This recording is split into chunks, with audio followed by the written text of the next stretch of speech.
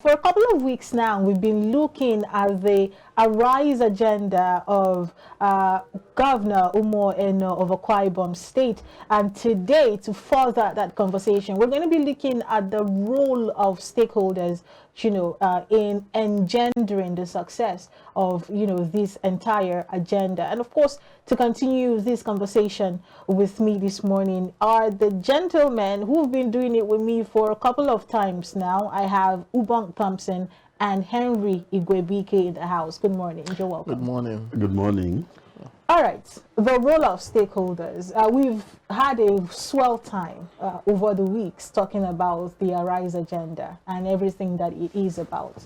I must say that even before this topic came up this morning, it had been at the back of my mind. I wanted to know what the consultations have been like, seeing that it is one thing to have good ideas and, positive spirit towards the things that you want to do. But of course, the people around you play a huge role, especially people who hold important offices. I'm talking about even religious leaders, traditional leaders, people who hold offices that make sway in the society and environment that you find yourself in. And these are the people that in English we call stakeholders. They play an important role. So do you want to tell me, how you're driving that conversation now? Okay, stakeholders, just like we know, and you equally said, are very important element in the whole circle of governance. They're like subset to the main set itself. You cannot do without them. They are very important tools that you necessarily need in order to get yourself from point A to point B. The stakeholders, of course, could be official, non-official. Okay, it could start from your commissioners, okay, to your directors, to even coming back home, to traditional rulers, religious people, and so on and so forth. So every stakeholder is important in the whole meal, if it will be served well. So there's no gainsaying, saying that the importance is often there. But the most important thing is, how is their role? How do they interpret their roles in the course of the whole thing? How do they bring it to bear? So that is very key and important. It's not just saying I am the commissioner. The question is, how much of the commissioning do you do from your office to your local government, to your street, to your church, to your local community? How well do you play that role? So it's very key and important if we must achieve an efficient A.R.I.S.E agenda at the end of the day.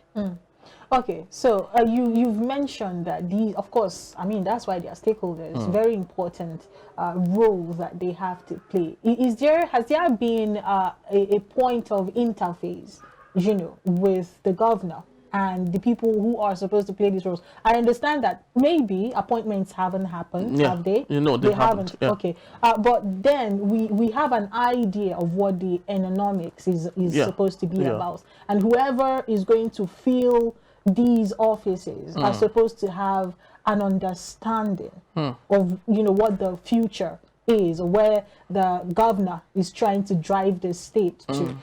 So what should we be expecting? Who are the kind of individuals? I'm not saying in their person, because we don't know who they are. But what quality, what crop of men are we looking forward to having? The crop of people we are actually expecting to have are people of great integrity, people of unrelenting capacity, people who are neck deep in getting things done, people who are not just just there for being there, people who understand that the need to have an efficient governance is possible.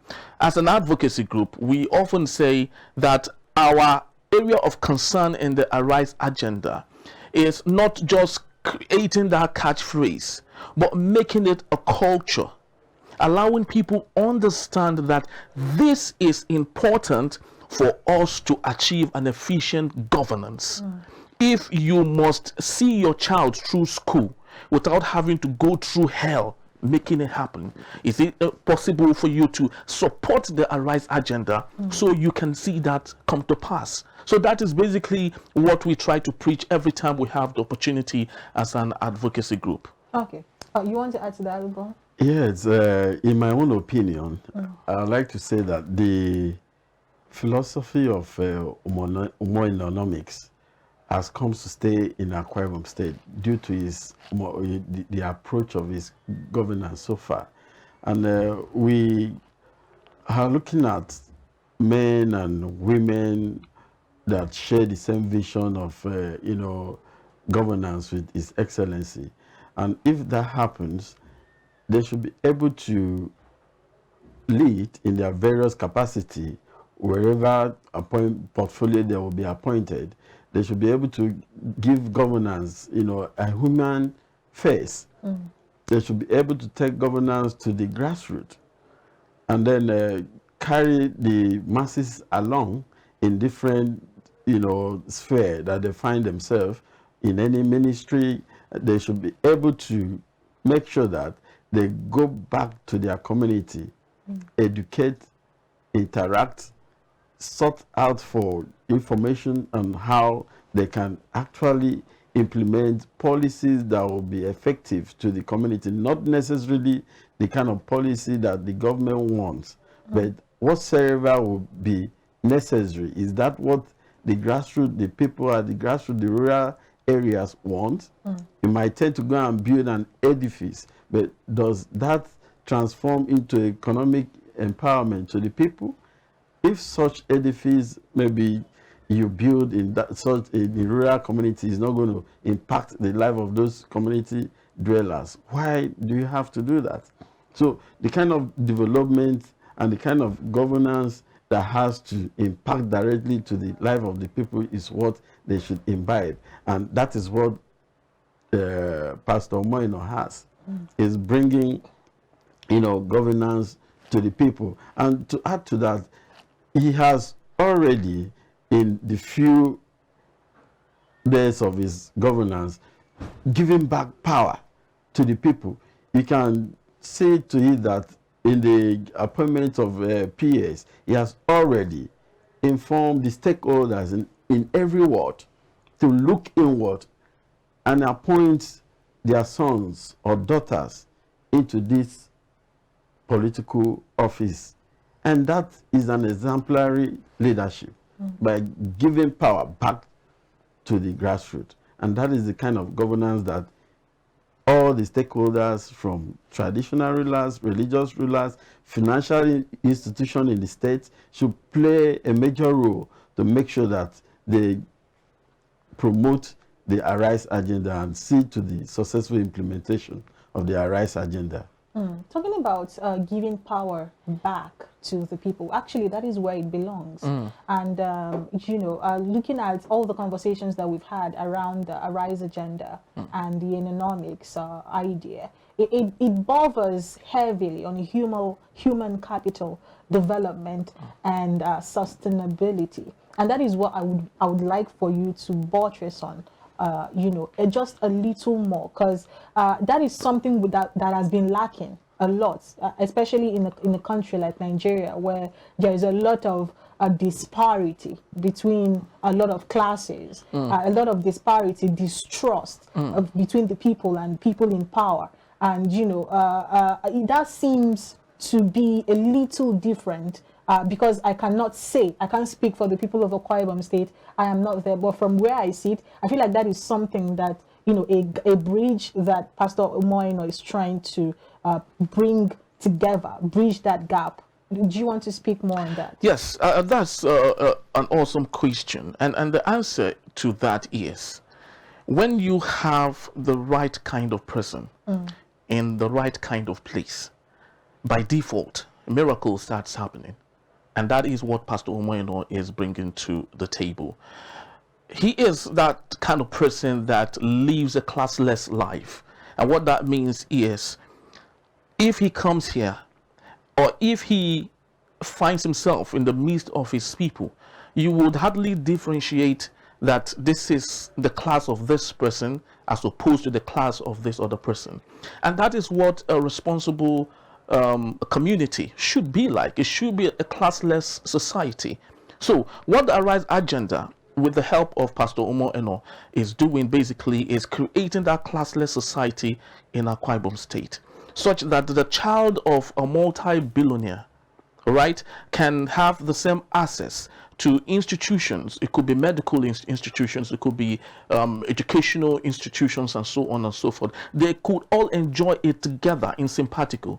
So that's basically what he is bringing to the table, and already it has started coming into effect, just like my colleague rightly said. What he has done now is not just staying in the office and say, okay, this person has been a very loyal person to me, I would award him the position of an SA. What he has done, all right, is go to your community. Let the community select whom they feel is the right person to be offered this opportunity. And who else would have done that if not a person who understands the importance of a classless society? So that is what it is. So if we can have this, all right, all over the place, then there's no gainsaying that we won't have an efficient society where everybody is happy for, where everybody is excited, where everybody has a reason to call himself an Akwa Ibomite and a Nigerian. But where is the place of sustainability? It seems to be so much, a bumper stomper package, put together. And I'm directing this question to you, Obong. I want to know what the sustainability plan is. Because you hear conversations crop up in this the country that we live in, where we have people in offices, people in political offices, people who are put in charge of certain parastatals or positions. They have beautiful ideas that they want to carry out, but okay, a lot of times implemented actually, but there is no sustainability plan. Nobody is actually looking in to take care and handle and manage this thing and give it life, furthering from where it started from. Do we see that happening? I think in terms of sustainability of the A.R.I.S.E agenda project, I'll say that it begins with the capacity building, human capacity building. You will see a situation where the A.R.I.S.E agenda has make a huge percentage of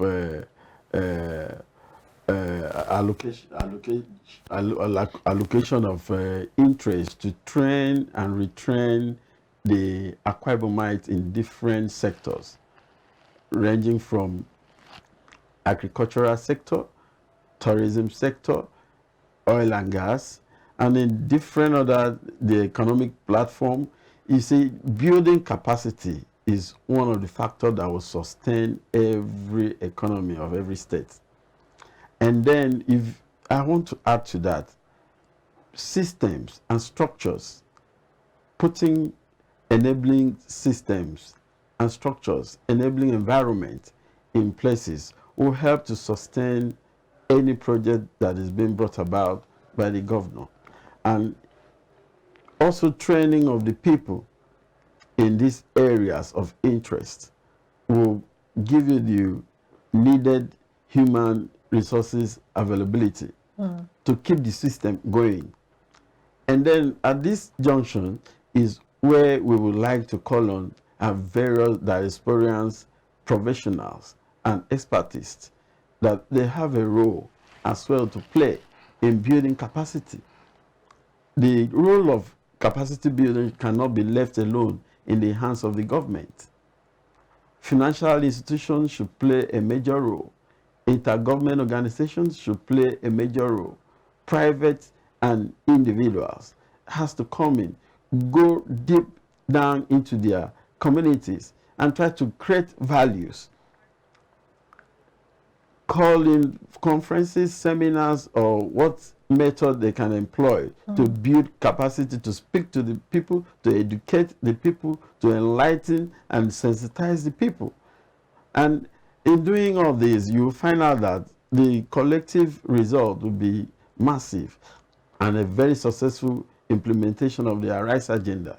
So we want to say that at this point, wherever, because I know as at 2007 or thereabout, 2006 or 2007, we had the state government send about 200 indigenes of Akwa Ibom State to go, for capacity building in Canada in the area of ICT. Where are those people today?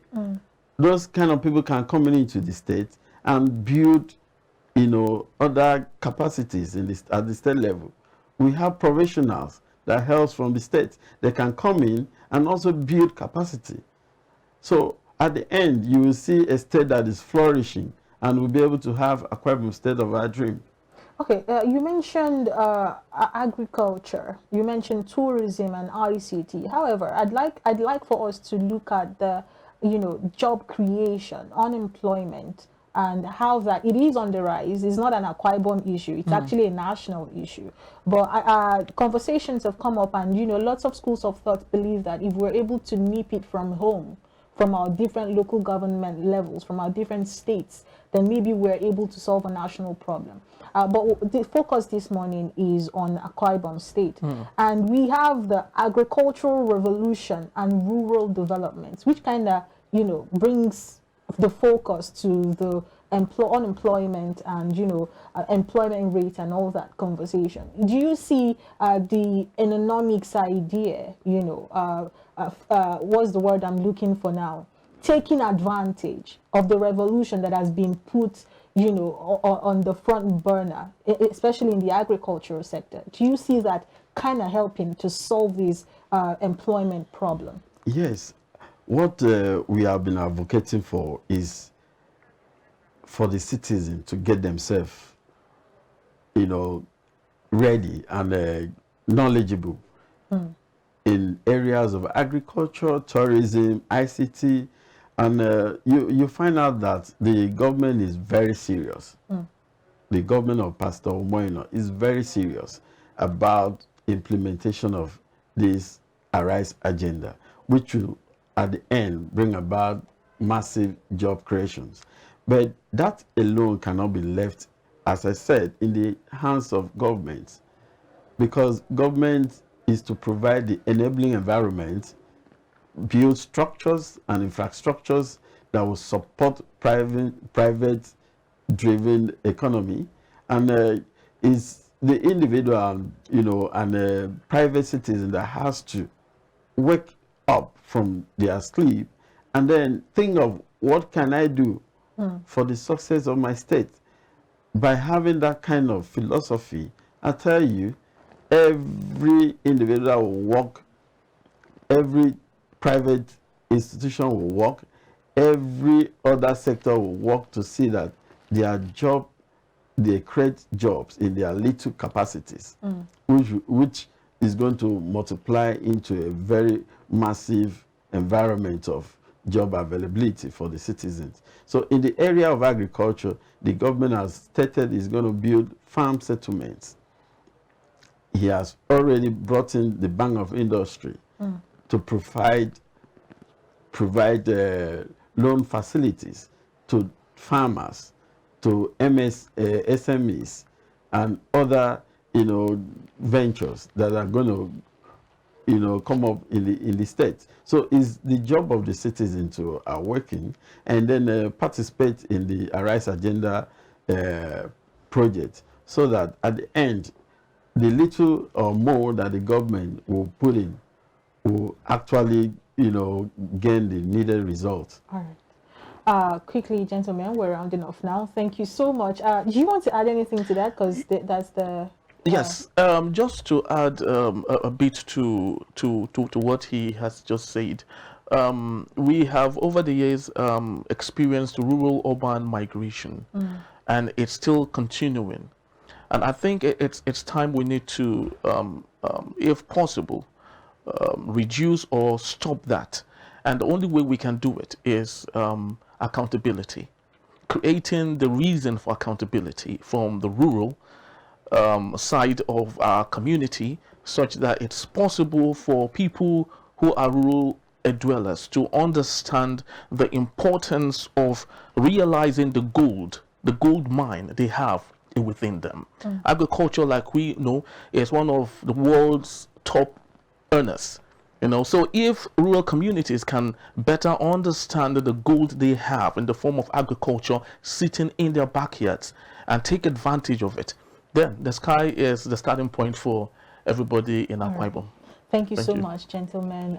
Ubong Thompson, Henry Igwebike, thank you for your time. We really appreciate it. Thank you so Thank very you. much. All right, it is still iBrand Daybreak. Lots and lots of conversations. We're not even done yet. When we return, we'll be having the Love Doctor in the house. Stay with us and go anywhere.